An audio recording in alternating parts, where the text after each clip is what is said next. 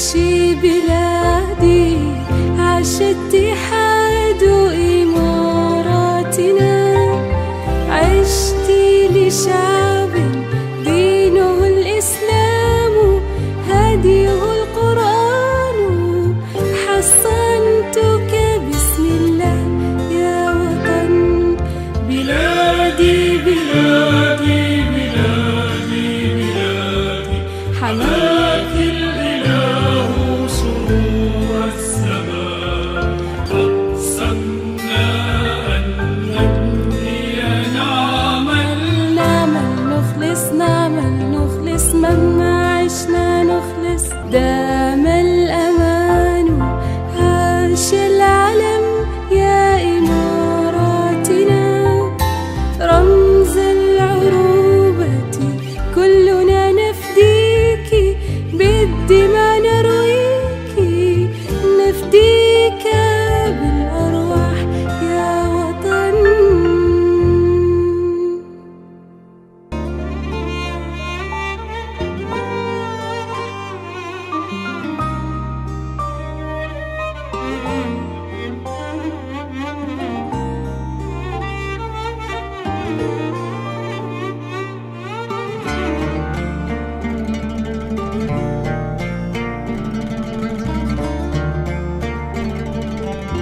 أعزائي المشاهدين، كما عودناكم في برنامجكم الأسبوعي برنامج إماراتي، نستضيف لكم خيرة من دولة الإمارات العربية المتحدة.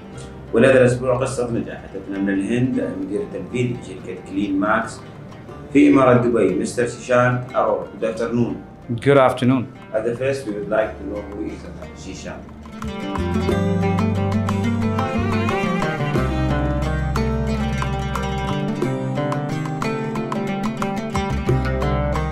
Well, I'm Sushant. I'm a co-founder of CleanMax, which started off in India many years ago. It's been a long and interesting journey. We were a very small group of people who started this company back in 2010. By 2014 or 15, we saw our vision coming to life, which is that we wanted to be clean energy providers and sustainability providers for large corporates and institutions. We really believed when we started off that large institutions and corporates all want to do renewable energy, all want to be green, but don't have either the expertise and very often don't want to put the capital down to do that. And so we said we could be those people who come in and provide the expertise and provide the financing. And by 2014 or 15, our first product, which was Rooftopsolar, really started to take off. We were number one in India with that model.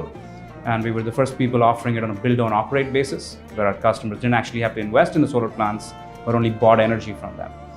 By 2016 or 17, we were even larger and we got invested in by the World Bank through its investment arm IFC, as well as Warburg Pincus, which is an American private equity firm.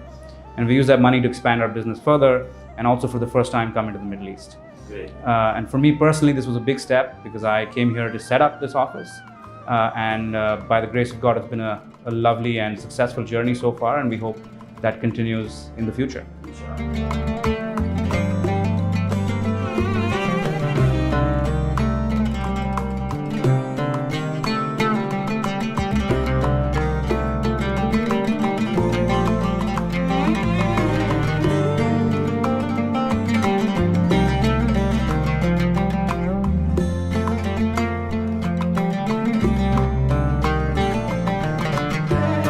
I'm sure when you came to UAE, you see a different people or culture, but it was a big challenge because you have lots of companies who are same what you are doing, but how you make your company one of the unique company in Dubai.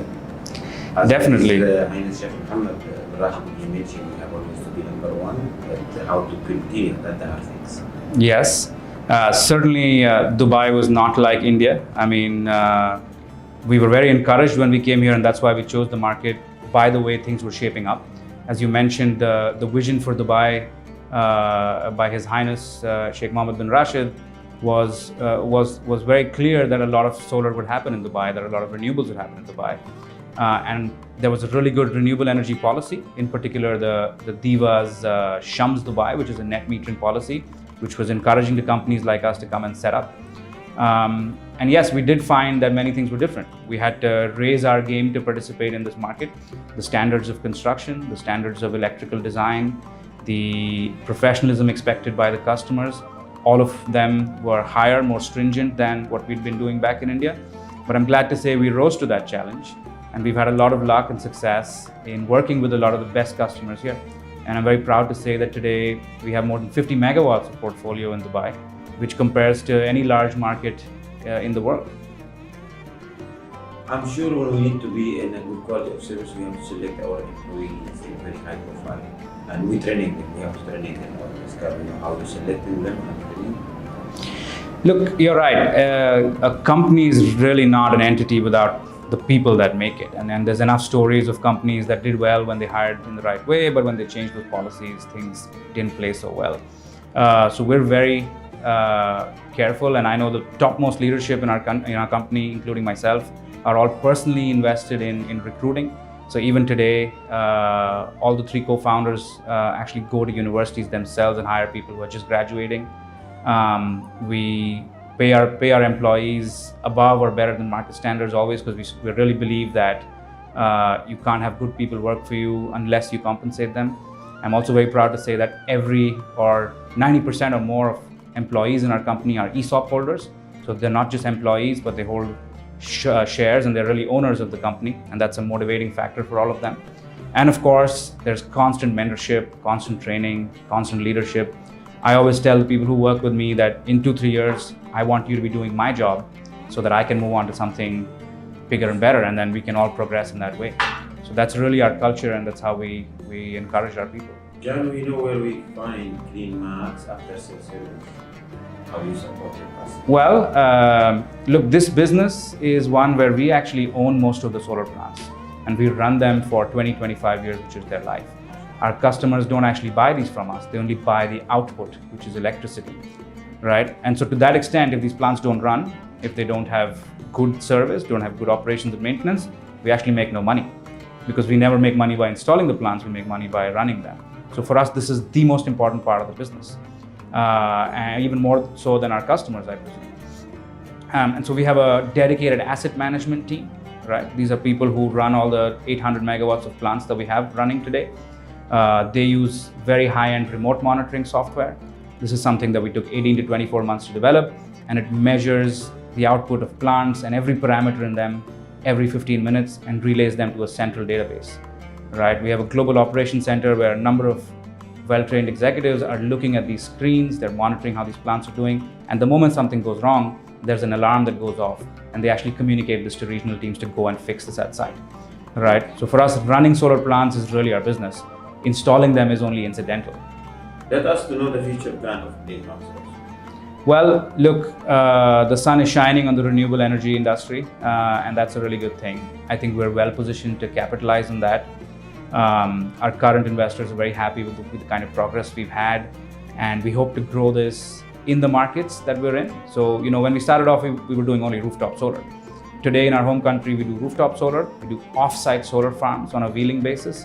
We also do wind, we do wind solar hybrid.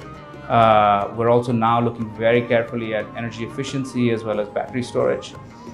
So we're growing the kind of offerings we have. And what we always say is, look, we're not a solar company or wind company. We're a sustainability provider, and there's a whole set of customers we work with, and we want to partner with them on all their different sustainability needs, right? We're also growing geographically. So far, you know, till 2017, we were only India. Now we're India, Middle East and North Africa, headquartered out of the UAE and Southeast Asia. Within the Middle East, it's been mostly UAE so far, but soon it's going to be Saudi Arabia, soon it's Bahrain, Oman. So a lot of the GCC countries are now beginning to do solar, and that's very interesting for us. And similarly, geographical growth is also happening in other parts of Southeast Asia. So we think renewables is here to stay. We think this is a 50-year journey, not a 5 or 10-year journey, and we want to be a very big part of that. Can we know the most popular project you've done and the certificates you got it also, or awards from some project you've done?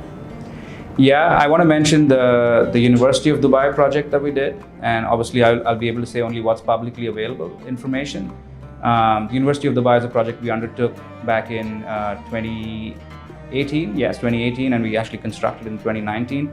And it's very notable because it's always a pleasure to work with the flagship entities of Dubai, and this is the flagship university.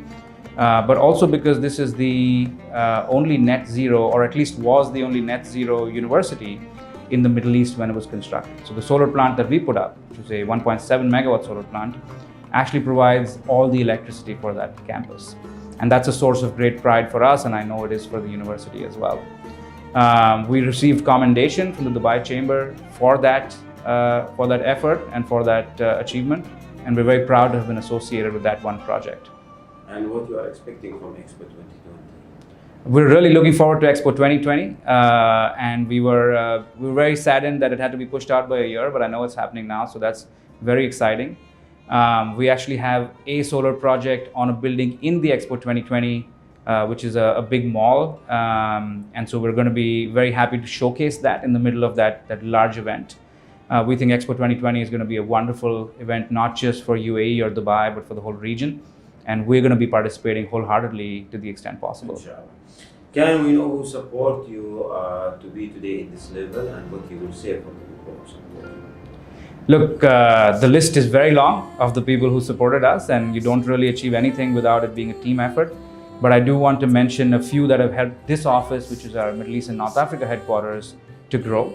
I definitely want to mention DEVA, who've come up with what is, I think, one of the best net metering policies in the world.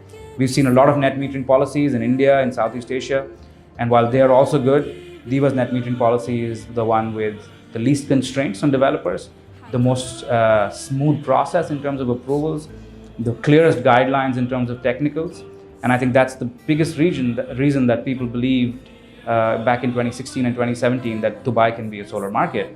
And 4 years down the line, it's very clear that it has now become one of the dominating rooftop solar markets in the region and maybe even the world. So that's a big one. I also want to thank the Dubai government and His Highness Sheikh Mohammed bin Rashid for the vision for Clean Dubai, which says that Dubai will be 25% clean energy by 2020, 50% by 2050, and 75% by 2075. These are very ambitious targets. But just like other things in Dubai, the ambitious is often achieved, and to that extent the 2020 target is already met, and 2050 will also hopefully be met. But that kind of vision really sends the message to everyone that look, this needs to be done, and to that extent it's happening now. Big thanks to them also from our side, and big thanks to you for your time to do the Emarati program. We wish for you, inshallah, more success, and we wish for CleanMax, inshallah, to grow more. Thank you very much. Thank you so much. Appreciate it. العروبة كل